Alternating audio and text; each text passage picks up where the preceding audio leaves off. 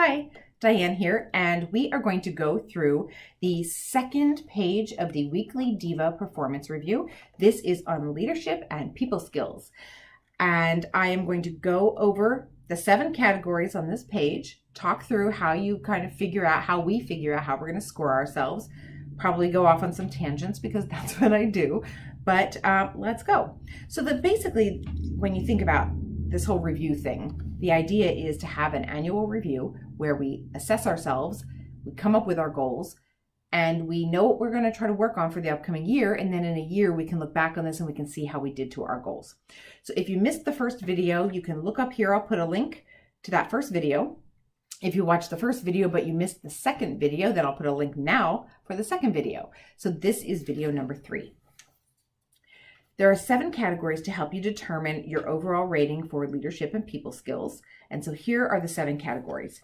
There are personal indulgences, accountability, creating a climate for success, risk-taking, fear, communication, and motivating. So now I'm going to walk through what goes under each one of those and what they all mean. So the first category is personal indulgences. And that really breaks into takes personal needs into consideration at least once a week, finds ways to pamper self without expecting others to do it, and defines personal indulgences by joy, happiness, and satisfaction, not by price or by what others have. So let's break that down a little bit.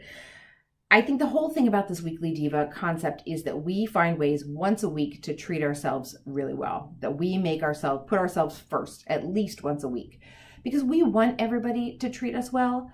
And let's be honest, we probably all don't think that everybody in our lives treats us super well all the time. But if we don't put ourselves first once in a while and treat ourselves the way that we want to be treated, then other people won't see that in us. So I think that's kind of important. And that's kind of like the overall goal here.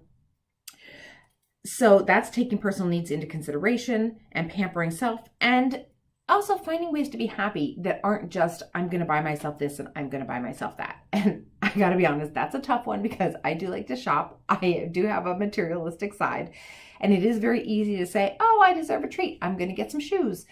But there have to be ways to define joy and happiness that do not just involve acquiring things. And that could be taking a walk in a really pretty part of town. It could be walking through a museum. For me, it could be going to the planetarium and hanging out around the space stuff because I like that. So it could be volunteering at a cat shelter if you love being around cats. So there are ways to find and plug into those joyous moments in your life. It could be taking an hour in the middle of the day and reading a book when you normally wouldn't be reading. All those little things. So I challenge us all to find those ways to increase that in our lives. Accountability is the next category. Recognizes when not happy and looks inward for ways to change. Understands the importance of eliminating limiting thoughts and beliefs, and consistently tries to improve self and break bad habits. So the thing is, if we're not happy, we have to be able to say that we're not happy, and we have to take ownership for our role in that unhappiness. And that's what this category is really about. It's about saying, maybe we are telling ourselves we can't accomplish things. And by telling ourselves that, we don't end up going for those things because we've already convinced ourselves that we're not good enough for them. That's no good. So this section is really about getting rid of those limiting beliefs. It's not saying things to ourselves like, oh, you can never do that. You're not good enough for that. You'll never hit that bestseller list, or you can't write that kind of book.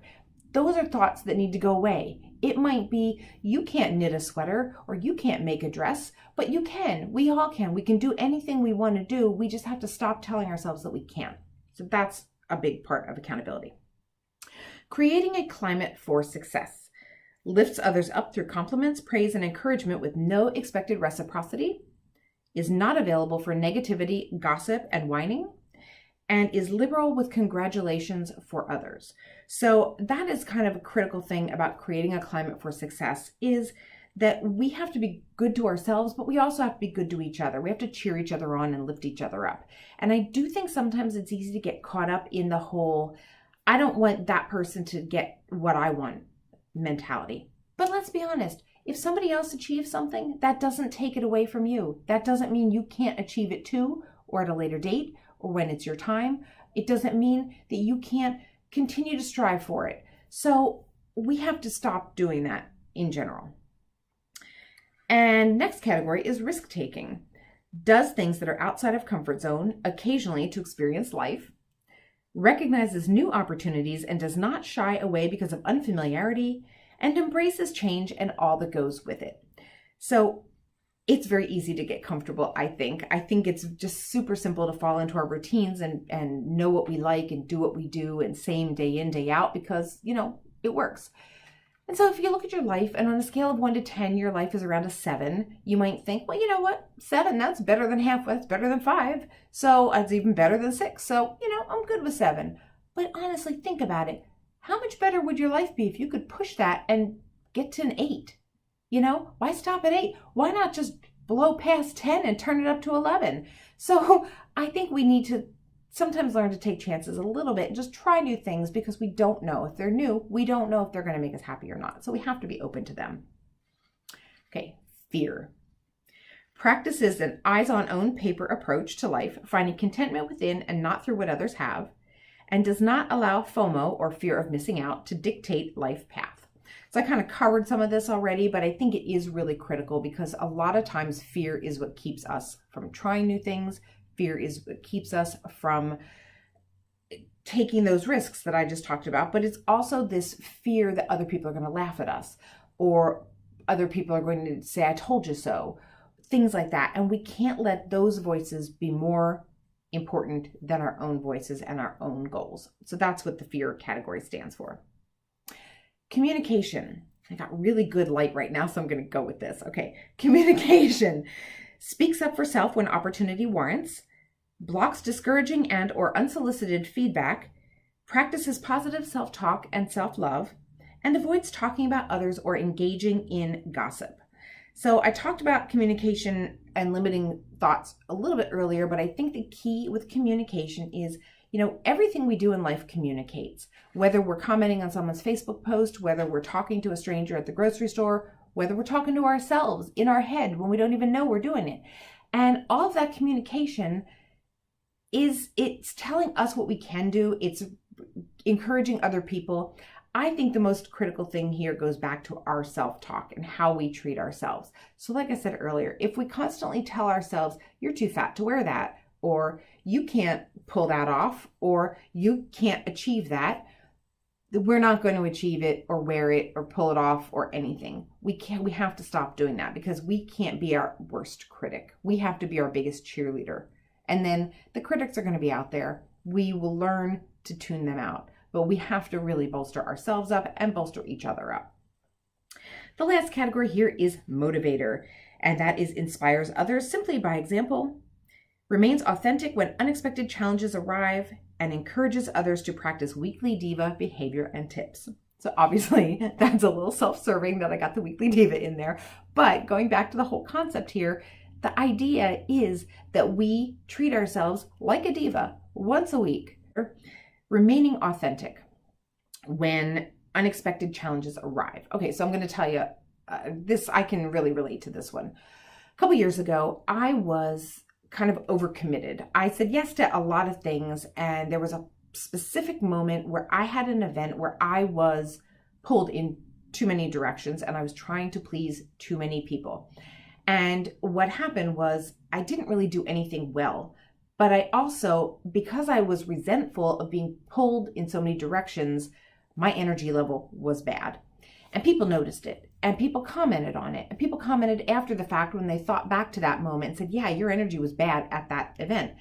And the thing was, I knew it, and I thought I could power through it. And in my mind, I just kept thinking, if I just get through this, I'll be okay. Now, if I just get through this, I'll be okay. I just want this whole thing to be over. But what happened was there was a lot of fallout. I lost friends. I lost business colleagues. And I know that I played a role in that. See, now I got some weird light. I was responsible for that, for not saying, this is too much. I can only do so much. And certain people have to understand that. And that's just the way it is. I tried to be too many things to too many people, and I never really thought about how to be there for myself. So I did not lead by example. I was kind of crappy when challenges came around. And that was not my best moment. So I think that's kind of the key here with motivator, is to be able to say, I can only do so much. I know the new catchphrase is, I only have the bandwidth to handle this much. But it's important that we know that, because once we know that, we know how to be there for other people, and other people can see that we can accept that we can only do so much, and that helps someone else. Second thing I'll talk about is, think about those times when you see somebody who gets through a really difficult time and they do it well, and you know they're going through a difficult time, and you know that there's struggle involved, but you don't see this constant negativity. And when you see that, you think, I want to be like that. I know that there's tough times, and when tough times hit me, I want to be like that person. So I think that's also part of motivating, because it's not like you're out there cheering someone on. You're just living your life, but you're being authentic, and you're showing people how you can get through something, and you never know who's watching that and who is going to take away from that. So that's what being a motivator to me in this category is all about. So those are the 7 categories of the leadership and people skills section. And where you stand on those 7 categories, that will help you figure out your overall score for leadership and people skills. If you print out your copy, which there's a link somewhere below the video, it's either over there or over there. Again, not sure. But there's a spot for you to write down your strengths, because we all have to point out our strengths. I mean, we're all awesome, so we might as well write it down, right? And then there's a spot for you to point out developmental opportunities, which is really just you saying, I'm going to work on X, Y, and Z. Or maybe you're doing better than I am and you only need to work on X. That's great. Just, it's intentional. You write it down, you'll remember it, you'll think about it, you'll do it, and in a year you'll be happier. That's my theory. Okay, so thank you for watching. I don't know if I want to walk through this whole thing. Let's just do it anyway, just to see. Let's talk about communication. Well, I'm not even on communication, so let's not. We're talking about accountability here. Okay, back to accountability. So the DiVa, and I got off tangent again because that's personal indulgence, is not motivator, but back to motivator. Remaining authentic. We got to get rid of those bad thoughts. We just got to like shoo them all away. Because, like I said last week, and cross trap hike, and this is going to get cut. Okay.